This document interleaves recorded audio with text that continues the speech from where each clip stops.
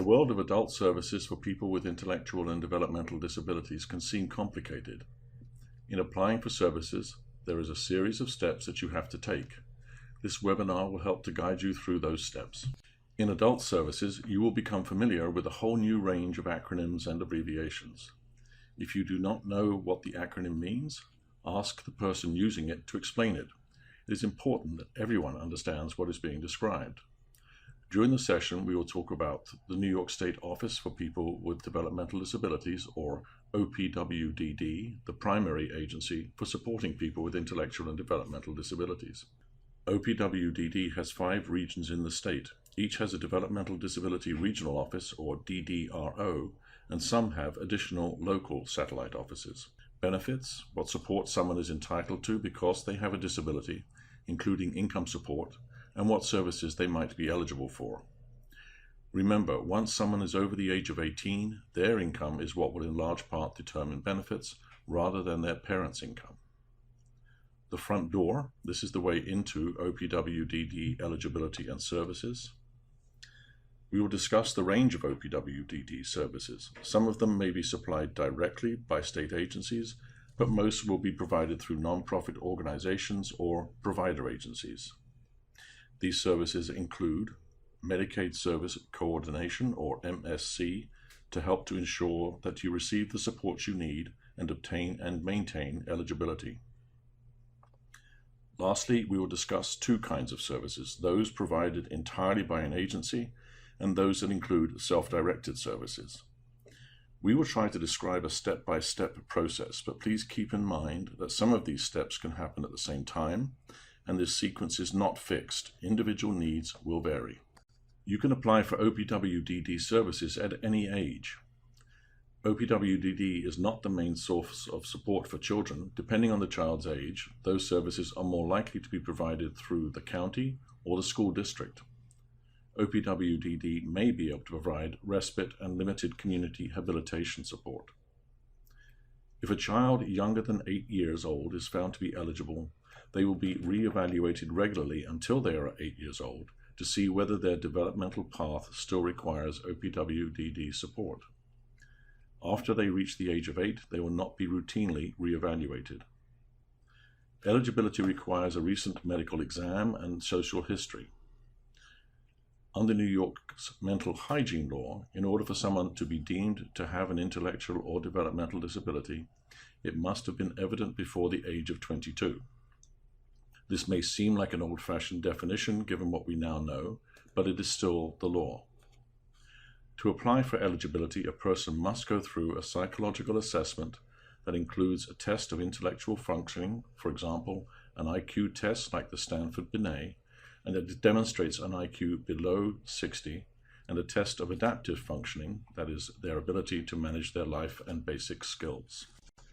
You should call your DDRO to find out what tests need to be performed in order to be eligible for services, and if possible, talk to your school district to see if the tests they require are compatible. If the triennial assessment can match up with the eligibility process or can be made to fit into OPWDD requirements. You should create a folder for all of the documents you will use. You will need them again during this journey. The first step for a young person who has a disability that will limit their ability to be self-supporting is to apply for Supplemental Security Income, or SSI. Like most income support programs created by the Social Security Administration, it is based on a person's ability to work and to earn their own money. If a person under the age of 18 is receiving SSI, it is based on their family's income. But once they are over the age of 18, the Social Security Administration sees them as an adult and bases their decision on the individual's earning ability and their assets.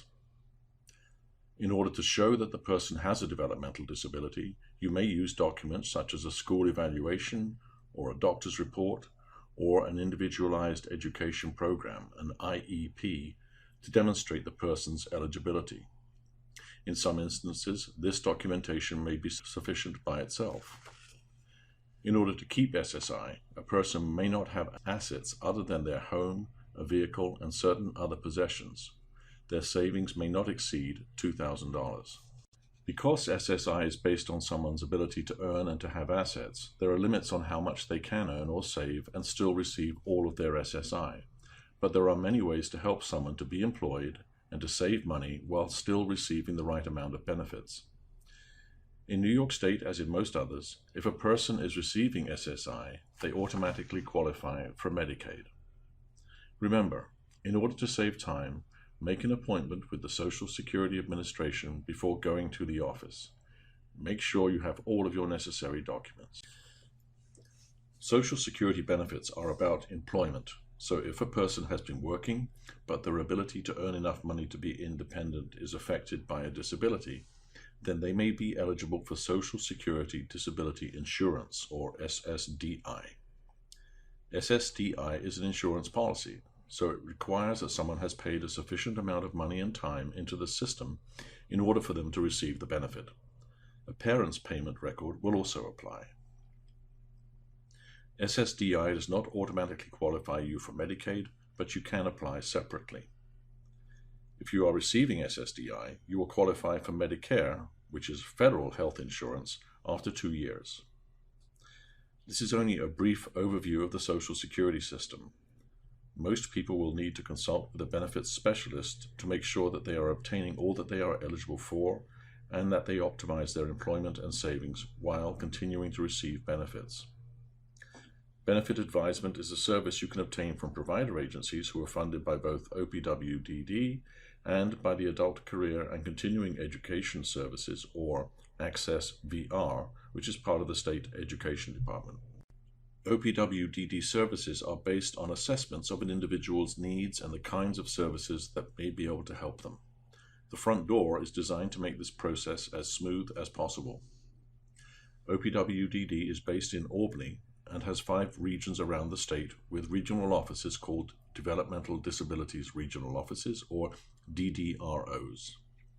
Once you have Medicaid and OPWDD eligibility, you should contact your DDRO. If you call outside of business hours, be sure to leave your information as clearly as possible. When you speak to one of the front door staff, arrange to go through the front door orientation. The front door staff will also provide you with information to help you to select a Medicaid Service Coordinator, or MSC, from among the agencies that provide the service. The staff at the DDRO will then guide you through the assessment process and describe the ways that services are delivered. These will include an assessment using the Developmental Disabilities Profile and the Eligibility Assessment and Authorization Tool, or EAA, is used by the staff at the DDRO to help with the intake process. The Developmental Disabilities Profile, or DDP, is an older, medically based tool and is in the process of being replaced by a more functionally based tool that will provide a better assessment. This tool is called the Comprehensive Assessment System, or CAS. The link on this slide will give you the number to call at your DDRO to get started on the front door. Medicaid is a joint federal and state funding mechanism to provide services for people with disabilities and other groups in need. Most people receiving OPWDD services will obtain them through what is known as the Medicaid waiver. Simply put, the waiver is an agreement between the state and the federal government that allows the state to provide services in a more flexible way than traditional Medicaid allows. In order to obtain waiver services, your MSC, Medicaid Service Coordinator, must apply through the Developmental Disabilities Regional Office, and this can happen simultaneously with the front door process or soon after. Once you are approved for waiver services, your Medicaid Service Coordinator needs to make sure that you are receiving the appropriate services. You should choose your MSC agency and the MSC individual carefully. What is their philosophy? What do other people think about their services? How did they interact with you? The MSC relationship is a partnership that will perhaps last many years. You will need to be comfortable with the people that you will be working with. There are 2 primary ways in which services are delivered in New York's OPWDD system. The first, perhaps more familiar way, we will call traditional services. In this model, a nonprofit agency is funded by the state to run programs that are designed to support people with intellectual and developmental disabilities across a spectrum of need. Agencies create programs that follow the design laid out by the state. For example, Employment-related programs include day habilitation, which aims to assist individuals to acquire social and adaptive skills, more independence, and may involve volunteer work. Other programs focus on readiness for employment, working in a community-based job alongside a job coach or trainer, learning alongside other employees at a company with a job trainer with the goal of being employed by the company at the end of the program. The day program may also include some opportunities for recreation and for respite. Since the closing of most state institutions, the state has funded group homes as the residential option for people with intellectual and developmental disabilities whose needs require residential support. The residences are controlled and operated by a provider agency funded by the state, or in some cases directly by the state itself. To obtain these services, you must apply through your DDRO to be placed on the residential request list. Traditional residences fall into three main types. The first is an intermediate care facility, or ICF, which is one step down from a skilled nursing facility or nursing home type environment. It provides staffing around the clock, including nursing support. Staffing is at a high level. An ICF may be home to 15 people or more, and because of its institutional nature, the state is unlikely to open many more and is gradually converting existing ICFs to individual residential alternatives, or IRAs. There are two types of IRA, sometimes called IRA. A supervised IRA will be staffed whenever there are residents present. Staff is paid for through the waiver, so there is some flexibility in how they can support the residents when compared to an ICF. IRAs will typically have 5 or 6 residents, but some, particularly those that used to be ICFs, will have up to 10 residents or in rare cases more. A supported IRA will have more flexible staffing based on the needs of the individuals and their strengths and capabilities. Supported IRAs tend to have smaller numbers of people living in the home. The last certified setting is family care, which is in fact the oldest non-institutional model in the state. Family care pays a non-related person to house and provide for a person with intellectual and developmental disabilities in the home of the caregiver. The program will be supported either by the state or by a provider agency, and there may be 1 or 2 people living in the home as well as the caregiver's family. We have given you a brief overview of traditional services. While some people need the high level of support that traditional programs provide, the programs can be segregated, expensive, hard to staff, and too controlling for many people. There is strong evidence that when people have more control over their lives, they feel fulfilled and have a higher quality of life. This approach to services is increasingly supported by the law and regulation. Medicaid-funded self-directed services began over 13 years ago in New York State, but have become increasingly utilized in the last 5 years. Self-direction is a funding method, not a program. It puts control in the hands of the person being supported and their family and advocates. Their budget is portable, meaning that they may choose to have services from different agencies or other providers, and they can change where they obtain those services if they wish to. People can use self-direction to purchase traditional or non-traditional services with different agencies or with market-based providers.